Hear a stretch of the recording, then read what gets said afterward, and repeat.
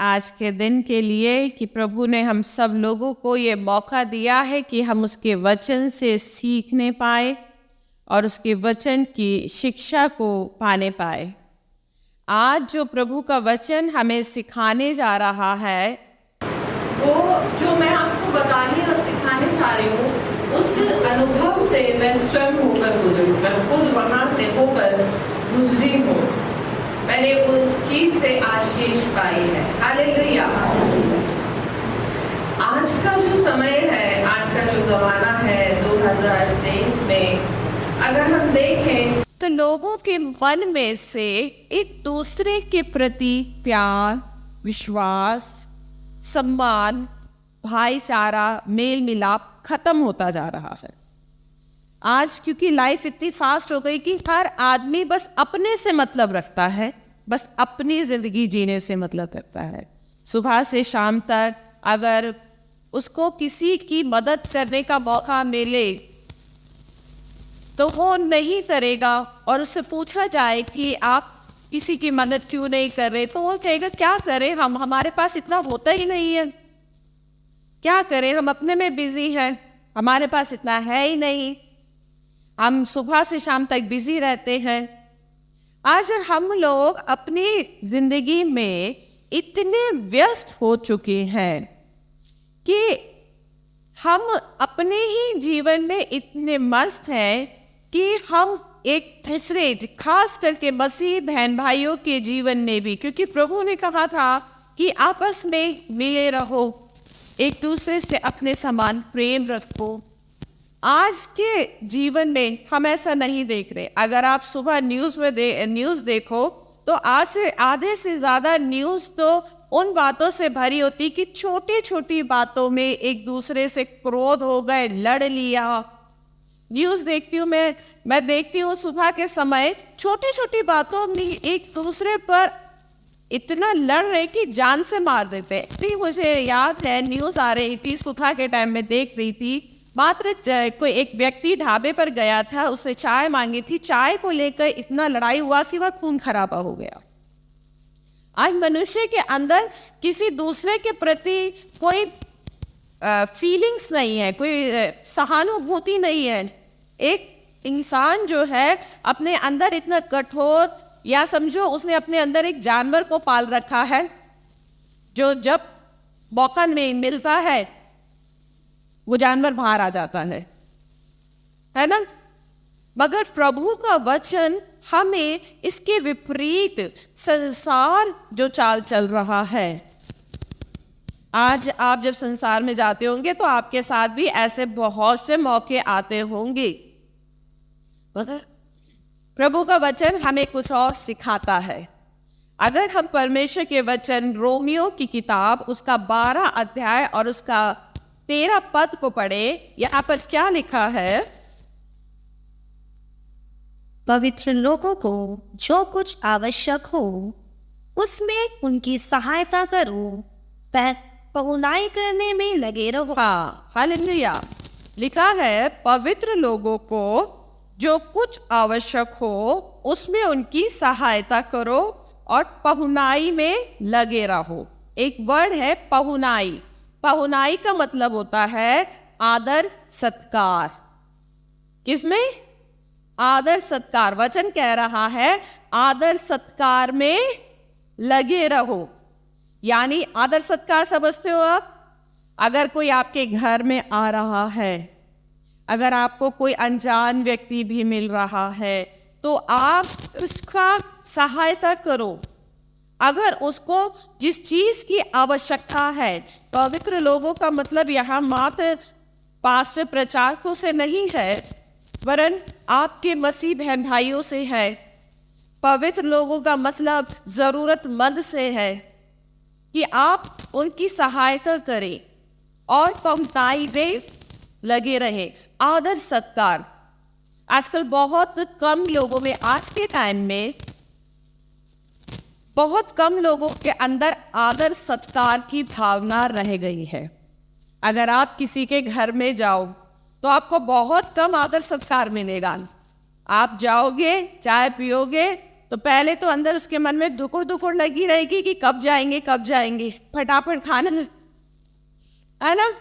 आदर सत्कार मिलता है, आदर सत्कार तो बस इसके लिए रह गया, लड़के वालों के लिए रह गया है। बस अगर वो आ रहे हैं तो उनका अच्छे से आदर सत्कार होना चाहिए, और अगर कोई और आ गया तो उसके लिए तो इंतजार करेंगे, फटाफट दफा दफा करो। प्रभु का वचन क्या कह रहा है? पहुनाई करने में लगे रहो। पहुनाई क्या चीज है? हम एक वचन और पढ़ेंगे, इब्रानियों की किताब, उसका 13 अध्याय और उसका 1 से 2। क्या लिखा है? भाईचारे की प्रीति बनी रहे। भाईचारे की प्रीति यानी मेल मिलाप। हमारे अंदर क्या होना चाहिए? मेल मिलाप, भाईचारा, प्यार एक दूसरे के प्रति।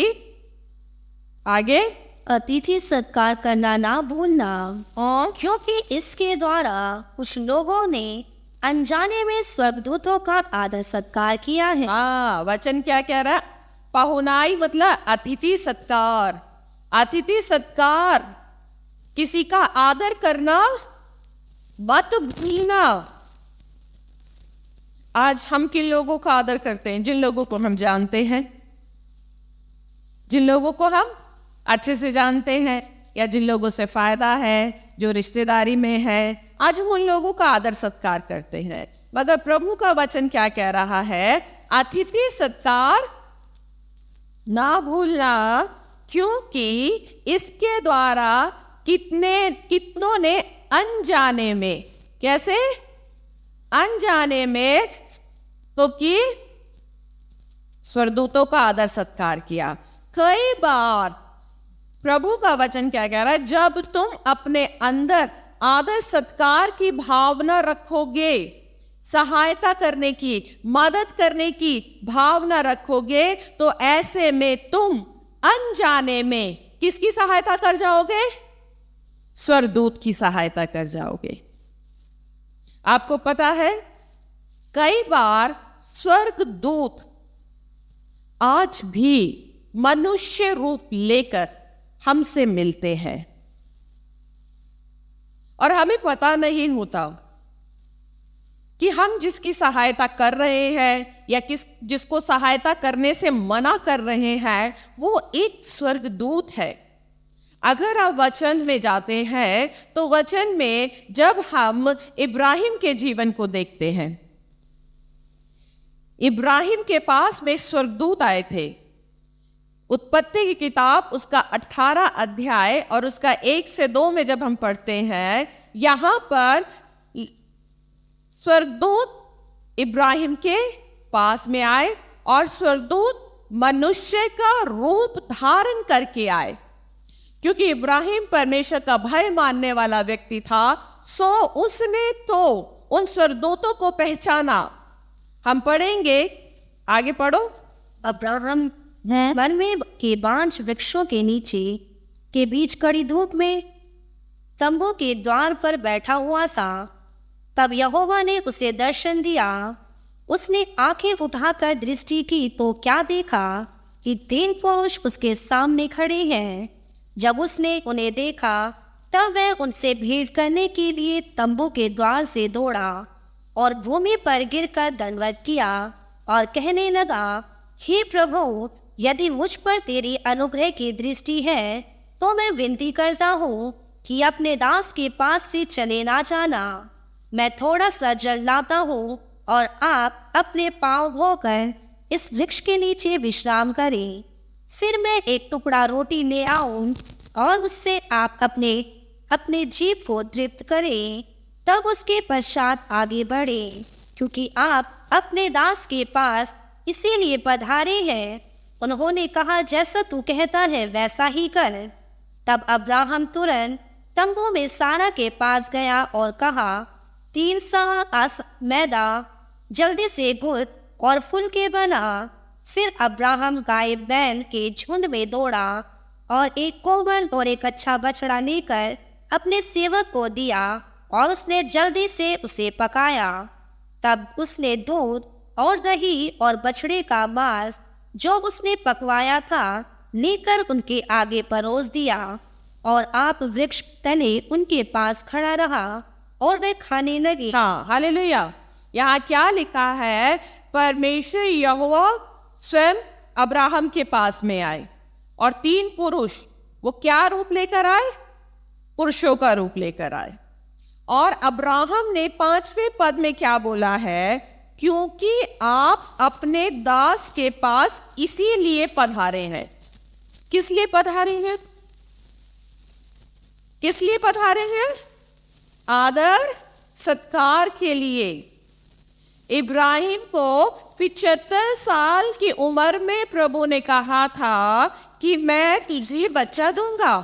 अब वो 99 का हो गया। प्रभु ने 75 साल को बोला था, अब अगर अभी तक बच्चा नहीं हुआ, उससे पहले कि बच्चा हो, परमेश्वर स्वर्गदूत, परमेश्वर के दूत यानी 3 मनुष्य के रूप में आए, मनुष्य रूप लेकर आए उसके पास में। और उसने क्या कहा? और आप अपने दास के पास इसीलिए पधारे। किस लिए पधारे हैं? ताकि मैं उनका आदर। और उसने क्या किया? उनके लिए फटाफट खाना बनाया। और जब उसने उनका आदर सत्कार किया तो वो भविष्यवाणी, वो आशीष जो 75 साल की उम्र में की थी, पिछले 24 साल से रुकी हुई थी, 10वें पद में परमेश्वर ने क्या उससे बोला?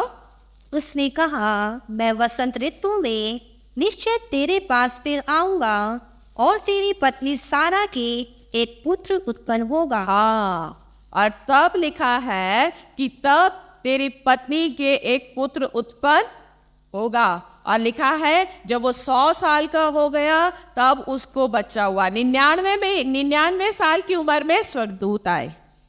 जैसे ही उसने स्वर्गदूतों का आदर सत्कार किया, उनकी पहुनाई करी, उनका अतिथि सत्कार किया, उनको अच्छे से खाना खिलाया, उनका वेलकम किया, और उनके वेलकम के द्वारा उसको क्या आशीष मिली?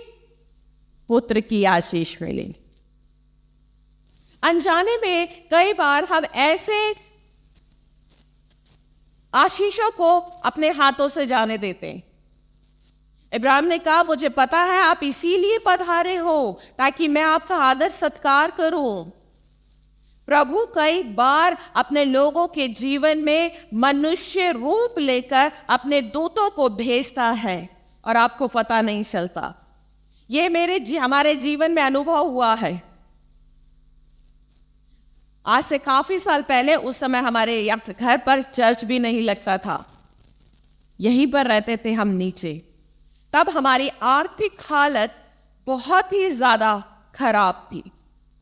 इतनी ज्यादा खराब रहती थी कि एक समय का खाने को मिल गया तो दूसरे का पता नहीं होता था कि दूसरे टाइम पर हम खाएंगे भी या नहीं खाएंगे।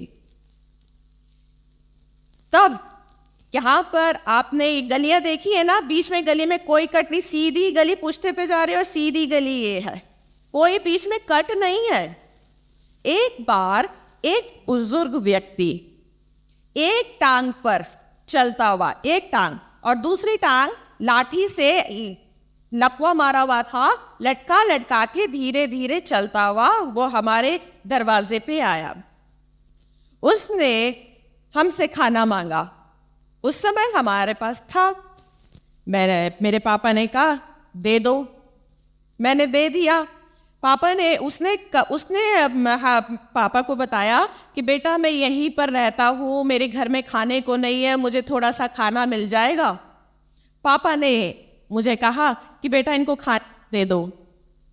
पापा ने अलग से बर्तन निकलवाए।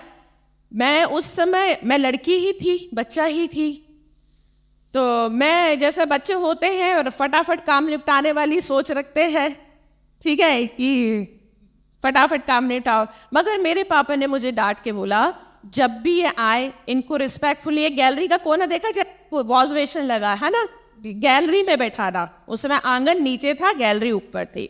तो पापा ने कहा इनको यहाँ पर पटरे पे बैठाना और इनके बर्तन अलग रख दो, जब भी ये आया करे इनको आदर से इनको खाना दे दिया करना।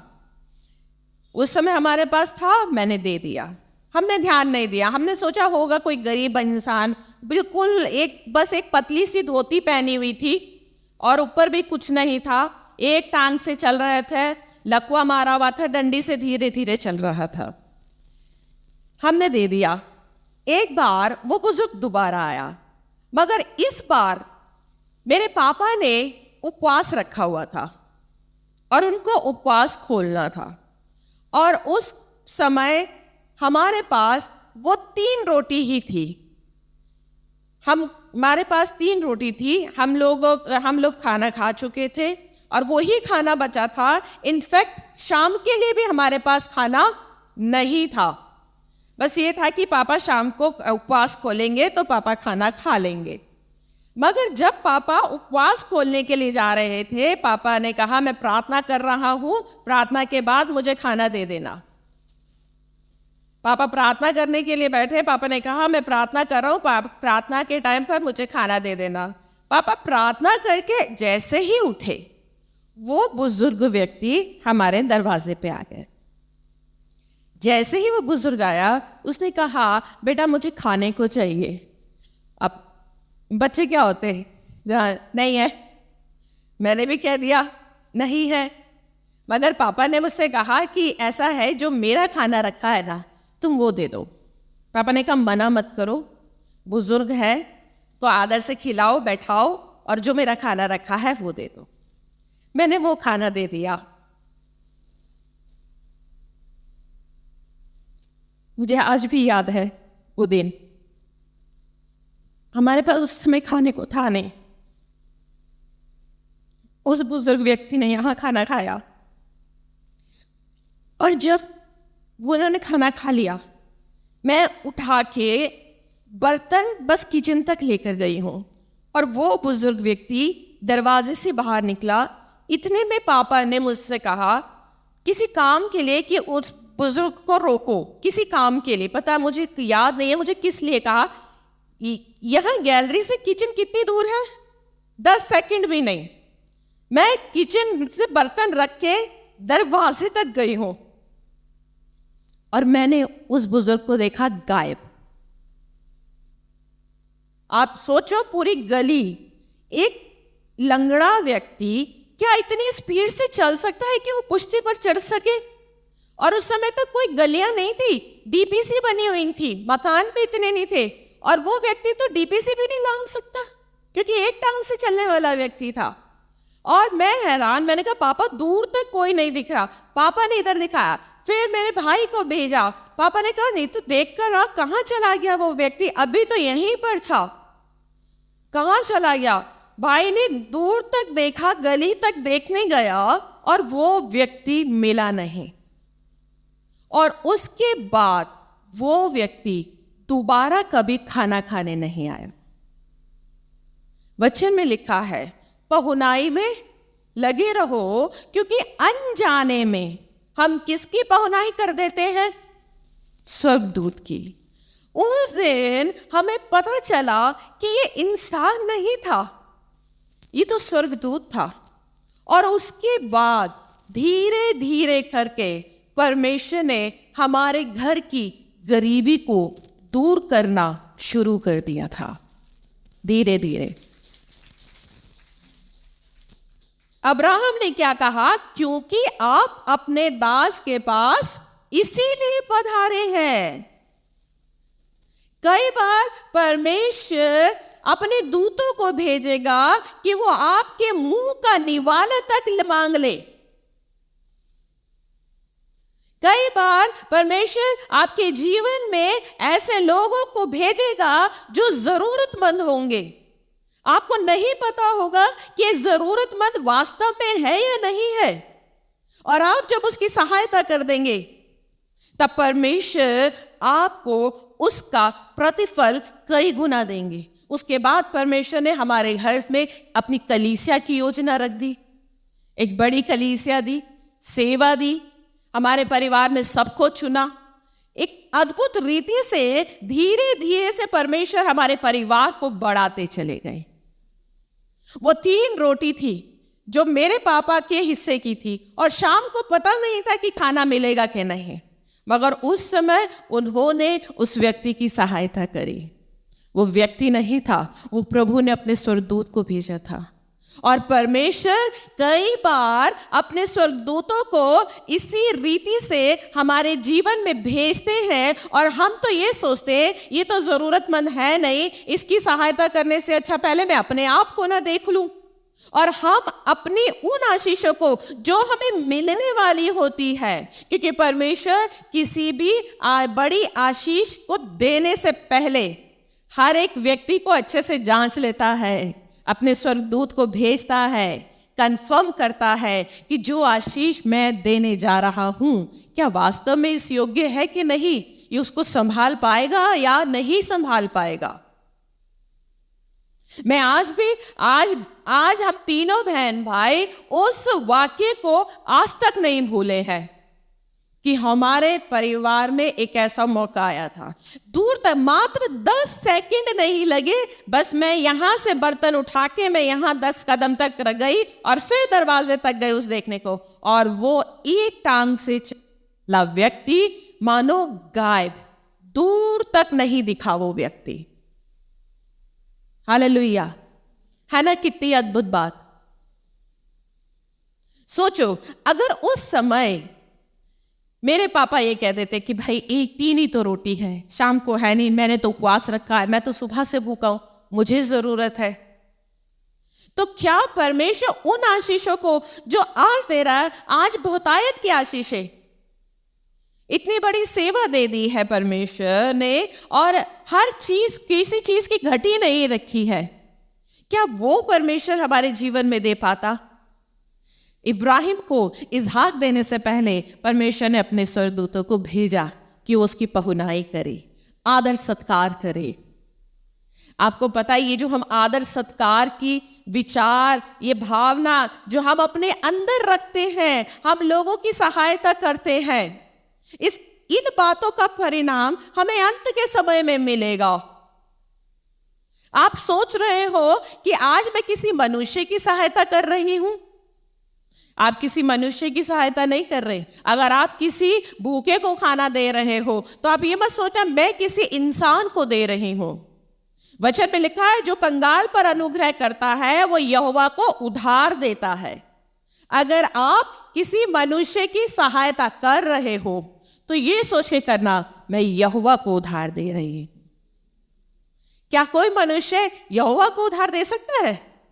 नहीं दे सकता ना, मगर वचन बता रहा है।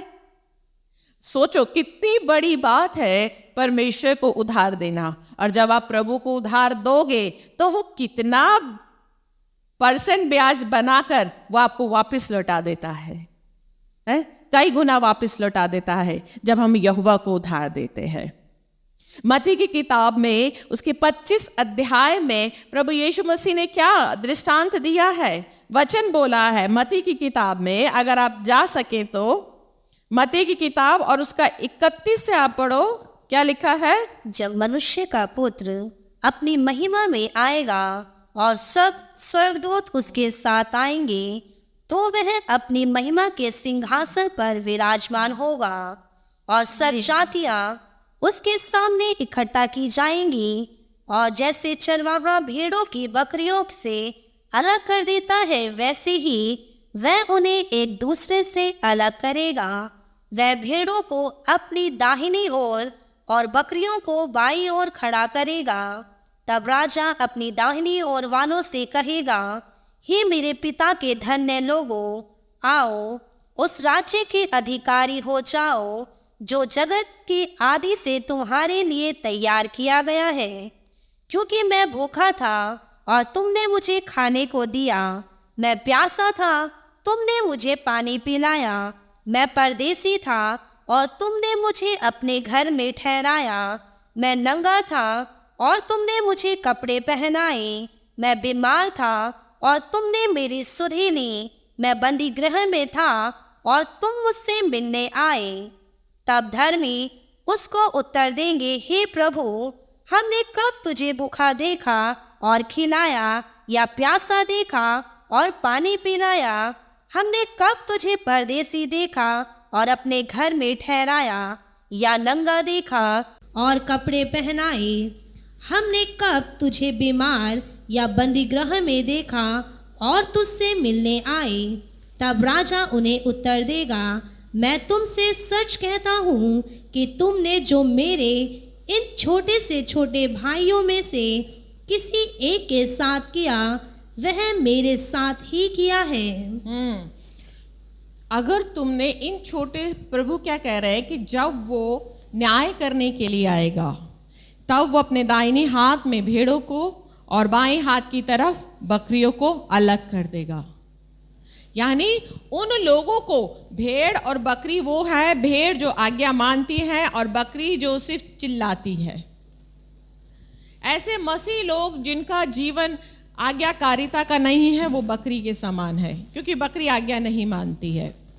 वचन में लिखा है कि वो उन दोनों को अलग कर देगा और उनसे कहेगा कि मैं जब भूखा था तुमने मुझे भोजन दिया, मैं जब प्यासा था तुमने जब मुझे खाने को दिया, मैं जब नंगा था तुमने मुझे वस्त्र पहनाए, मैं जब जेल में था तुम मुझसे मिलने आए। तब लोग कहेंगे, प्रभु हमने कब तुझे खिलाया, हमने कब कपड़े पहनाए, प्रभु हम कब मिलने आए? तो प्रभु क्या उत्तर देंगे कि जो कुछ तुमने इन छोटे से छोटे के साथ किया वो मेरे साथ किया है। यदि आप किसी की आदर सत्कार कर रहे हो, किसी को खाने को दे रहे हो, किसी गरीब की सहायता कर रहे हो, तो आप किसकी सहायता कर रहे हो? यीशु की सहायता, यीशु की मदद कर रहे हो। आप अपने लिए अंत के समय के लिए वो धर्म के काम कमा रहे हो, और अगर आप नहीं करते तो प्रभु क्या कह रहे हैं? क्या लिखा है बाईं ओर वालों से? प्रभु क्या कहेंगे? मैं भूखा था, तुमने मुझे खाने को नहीं दिया, मैं प्यासा था, तुमने मुझे पानी नहीं पिलाया, मैं नंगा था, तुमने मुझे कपड़ा नहीं दिया, मैं बीमार बंदी गृह में था, तुम मुझसे मिलने नहीं आए। तब हम कहेंगे, प्रभु जी ऐसा तो कभी मौका हुआ ही नहीं, ऐसा तो प्रभु कभी हुआ ही नहीं कि आपको हमने नहीं दिया। तब प्रभु क्या कहेंगे कि जो तुमने इन छोटों में से छोटों के साथ किया वो मेरे साथ किया। और ऊपर क्या लिखा है? हे श्रापित लोगों। आपको पता है अगर हम किसी की सहायता नहीं कर रहे तो हम क्या बन रहे हैं? श्रापित बन रहे हैं। और ये सारी बातें हमारे लिए, हमें अंत के समय के लिए तैयार कर रही हैं। अगर आज हम अपने अंदर इस स्वभाव को लेकर आ रहे हैं, अतिथि सत्कार, सम्मान, वेलकम, पहुनाई करना, यदि हम किसी को देख रहे हैं, हम आज उसी की सहायता करना पसंद करते हैं जहां से हमें रिवर्स में कुछ मिलता है, बदले में कुछ मिलता है। अगर हमें किसी से भलाई के बदले भलाई मिलेगी तो हम उसी के साथ भलाई करना पसंद करते हैं। हम उसके साथ भलाई करना पसंद नहीं करते जहां हमें भलाई के बदले में बुराई मिलती है। मगर प्रभु ने तो कुछ और ही कहा है कि जो तेरे एक गाल पे थप्पड़ मारे, जो तुझे 1 मील लेकर जाए 2 मील साथ जाना। यानी अगर वो तुम्हें भलाई के बदले, अगर वो तुम्हारी भलाई नहीं कर रहा तो भी तुम भलाई में बने रहो, अतिथि सत्कार करो। क्योंकि यदि हम अतिथि सत्कार कर रहे हैं, पहुनाई का स्वभाव कर रहे हैं, हम भाईचारे में एक दूसरे की सहायता कर रहे हैं, तो आप नहीं जानते कि अनजाने में आप परमेश्वर के दूतों की, प्रभु यीशु मसीह की आप सहायता कर रहे हैं। वचन में क्या लिखा है? जो तुमने उन छोटे से छोटे के साथ नहीं किया वो मेरे साथ नहीं किया। अगर आज हम अपने स्वभाव में बने रहते हैं, क्योंकि आज हम मनुष्य का जो स्वभाव है ना, बहुत सेल्फिश स्वभाव है, स्वार्थी। हमें बस लेना आता है, फायदा बटोरना आता है, हम दूसरों से सहायता मांगनी आती, हमें सहायता करनी नहीं आती, मदद देनी नहीं आती है, हम किसी के काम नहीं आ सकते। हम चाहते हैं दूसरे तो मेरे काम में आए, मगर जब वक्त पड़ता है तो हम दूसरों के काम आना, यहां हम उल्टे हो चुके हैं। सेल्फिशनेस आ चुकी है हमारे अंदर। और यही सेल्फिशनेस हमें अंत के समय में दोषी ठहराएगी।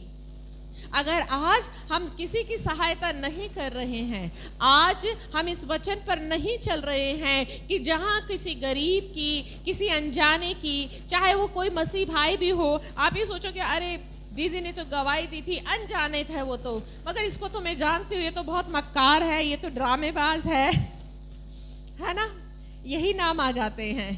इनका तो रोज का काम है मांगना। कोई बात नहीं,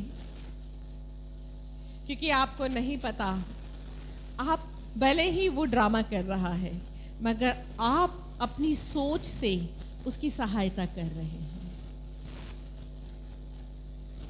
अपना हाथ कभी भी मत रोकना मदद के लिए। सभा उपदेशक में लिखा है, सुबह को बीज अपना बो, शाम को भी बीज, अपना हाथ मत रोकना, क्योंकि तुम नहीं जानते कि कौन सा बीज फलवंत होगा, है ना। हम वचन को निकाल कर पढ़ सकते हैं, सभा उपदेशक की किताब 6। भोर को अपना बीज बो और सांझ को भी अपना हाथ ना रोक, क्योंकि तू नहीं जानता कि कौन सफल होगा, या यह या वह, या दोनों के दोनों अच्छे निकलेंगे। हाँ, प्रभु का वचन क्या कह रहा है? भोर को भी अपना बीज बो और सांझ को भी अपना हाथ मत रोको, क्योंकि तुम नहीं जानते कौन सा बीज अच्छा निकलेगा, जो शाम को बोया था वो, या जो सुबह बोया था वो।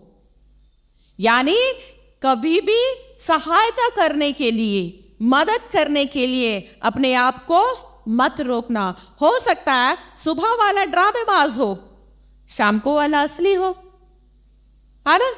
आपको नहीं पता कौन सा असली है, इसलिए अपना हाथ नहीं रोकना।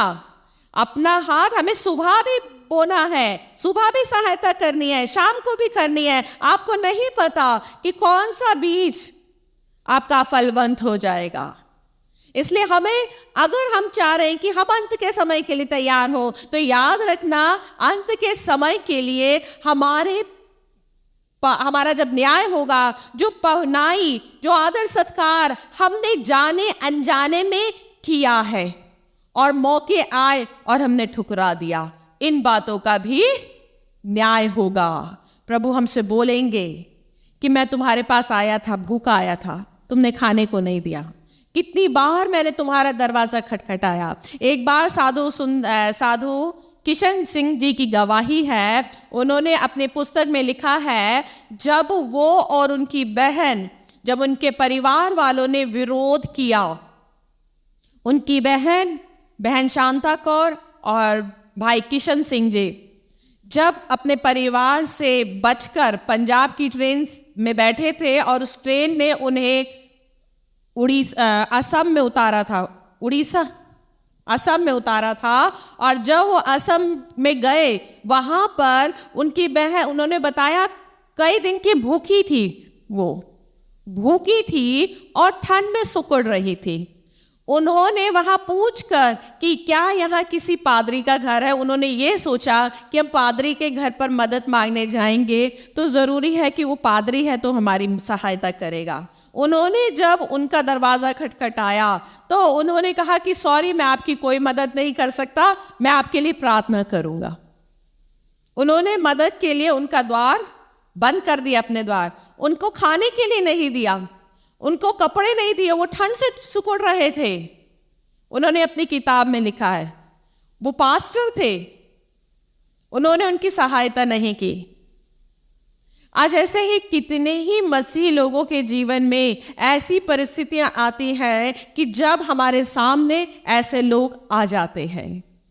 हो सकता है वो भूखे हो सकता है ठंड में सिकुड़ रहे हो सकता है बीमार हो, उन्हें आपकी सहायता की ज़रूरत हो।